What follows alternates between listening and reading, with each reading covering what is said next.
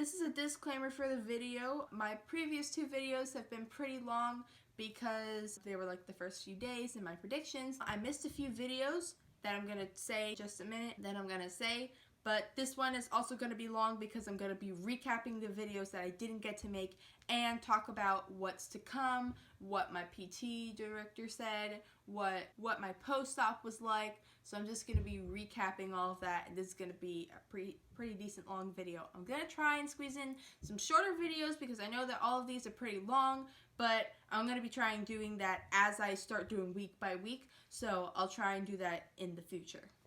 Hey everyone, today is March 18th and it is 10 days after my surgery. I recently had my post-op today and my first day of PT. I do want to say that I am sorry that I didn't get to upload videos. I did videotape 2 other videos and I was gonna videotape another video, but what I did was we had a new HD camera that we tried using and it didn't work with downloading all the videos, and we just kind of said screw it and we didn't get to upload it. So I'm really sorry about that, but basically what happened was on the 3rd and 4th day it was really itchy, like my scars and stuff, and you know I really had to keep my arm next to my body when I got up and stuff, and near the 7-day, the week mark, is when your arm is starting to feel better and you start to hate the sling.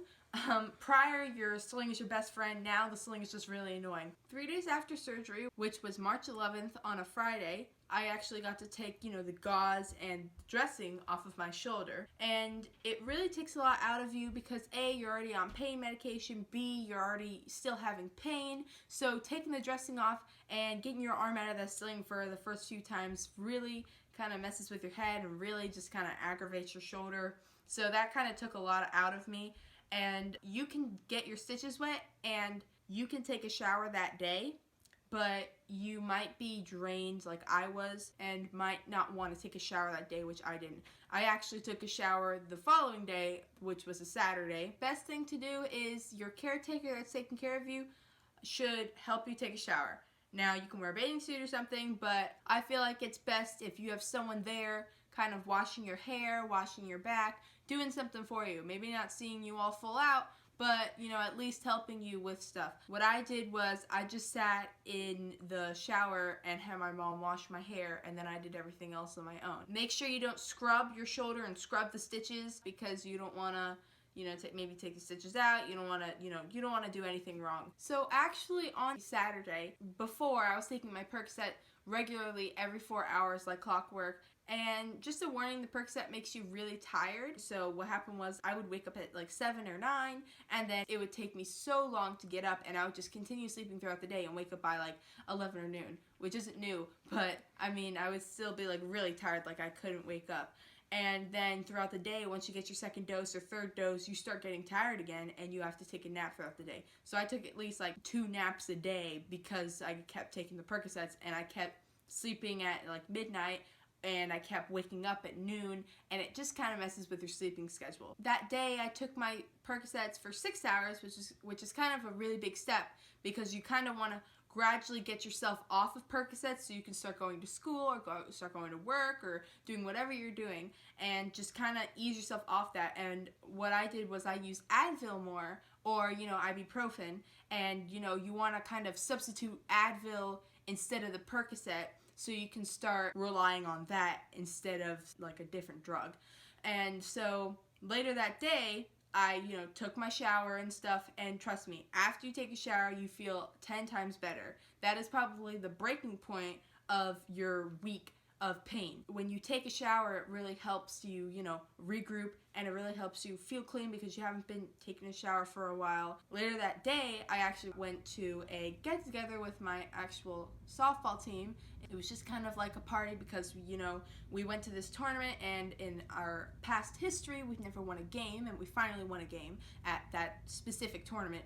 And so we celebrated by having it together and made pizza. And, I went there and I was in my sling, but, I had a pretty good time. And especially if you've been sitting the whole time and then all of a sudden going out, it feels really good. I was standing a lot instead of sitting, but you know, afterwards you kind of drained and your arm doesn't really do much. And so that was my Saturday schedule. Throughout the week, your arm gets better, and I actually started going to school Wednesday and Thursday, but I only got to go in 3/4 of the day because I needed to take Advil and I didn't have a prescription to like bring it in by a doctor or anyone. So I had to go into school by like 9:30, 10ish so that I could last throughout the day, so when I got home, my arm wouldn't be killing me by the end of the day, or I wouldn't need a dosage in the middle of the day. I actually have a doctor's note now, so I'm allowed to bring Advil in and, you know, take it during lunch or take it when I feel like I need it, and, you know, go about my day so I can go a full day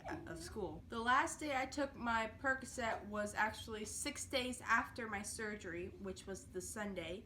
And after that, I took Advil regularly. If you aren't feeling at that much pain, you shouldn't take it like through the night like you would with the Percocet.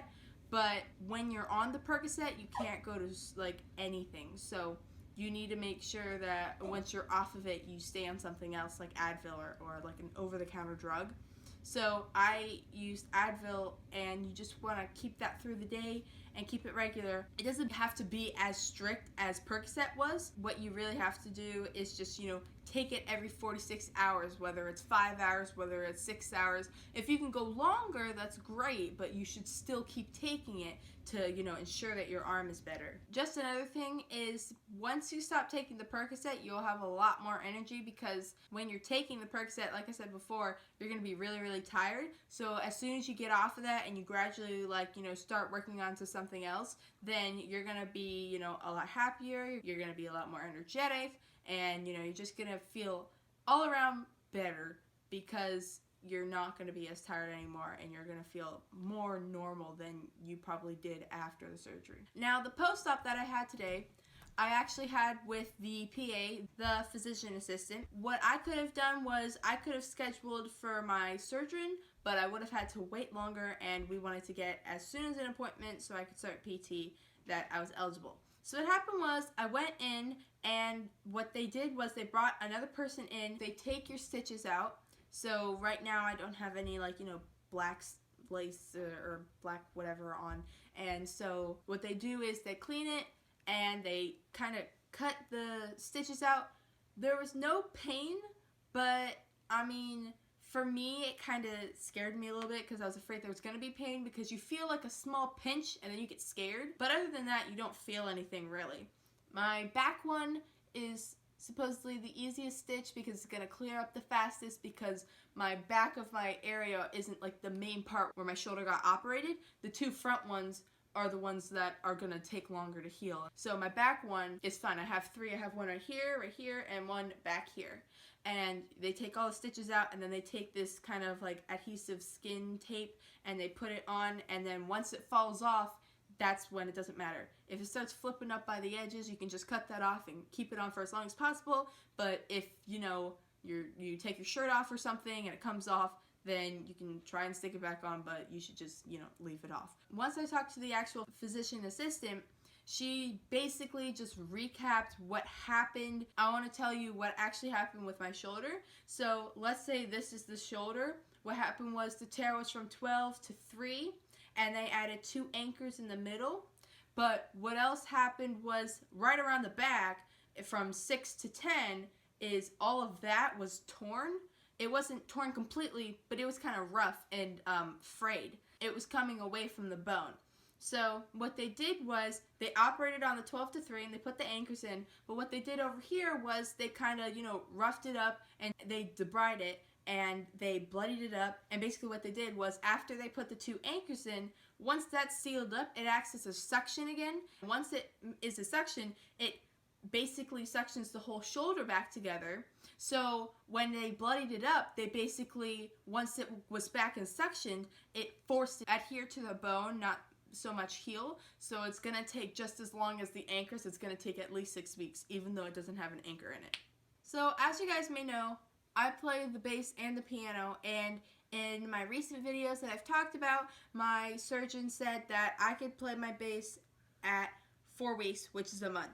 Recently, when I got my surgery, right afterwards, he pulled my parents aside and he realized that my shoulder is a lot worse than what he thought. He thought that it was just a 12-3, but then he saw the 6-10 tearing and realized that he had to operate on this along with this, so that kind of made it, double its time and take longer to heal, and it made it worse than, it would have been. So now I have to play my bass at 2 months, and it kind of really messes everything up for me, because if I played at 1 month, I would have been able to play at my spring trip, which is I go out to Virginia Beach, and it's a competition, and you have a whole day of fun, and it's 3 days for the trip. I would have been able to go there and play. I would have been able to play at my spring concert, which is 3 days after the spring trip. But since it's 2 months, I have to wait till May in order to even think about playing. Now, in my previous videos, I said that by 5 weeks, I'll be able to do this and this. Well, they didn't exactly tell me that I would actually be able to do that. What he meant to say was, I'll be able to do this and this. And I can be able to do that motion. I'll be able to, like someone hold my arm and I'll be able to raise it this high, but my muscle won't be able to be strong enough to hold it up. Now right now, I can hold it up to about right here and be fine. But if you continue to move your arm and you're like, oh, it doesn't hurt, you're going to continue loosening it and end up hurting it more down the road and have to get the surgery again. So I'm kind of like a fast-paced person, and I really would just want to be like, woo, and be, done with everything. But I kind of have to like slow things down and like stop what I'm doing and think about what I'm actually doing, because like I was able to put my hair up today, and I haven't been able to do that before. And, putting my arm up like this is not good to do because it's still healing and I'm just aggravating it more. I'm just supposed to be doing what my PT person is telling me to do in order to, correctly heal it and correctly move it. Because if I go too fast, I won't be able to, move it again. Another thing I want to say is when your arm is being held up, that's called being passive, because someone is helping you. And then if you're using your muscle and holding it up your own, it's called active. So my doctor didn't tell me that I would actively be able to do this and this. He meant